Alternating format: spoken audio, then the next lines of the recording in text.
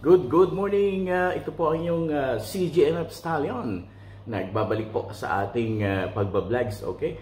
So, i-feature po natin ang ginawang activity ng aming chapter sa Pandan, Catanduanes. Ito po ay alinsunod sa ating pagiging guardians ay makakalikasan. Sila po ay tumulong sa pag-clean up sa isang dalampasigan doon sa kanilang lugar sa probinsya ng Catanduanes. So, panoorin niyo po ang mga pictures na aking i-feature. Salamat po.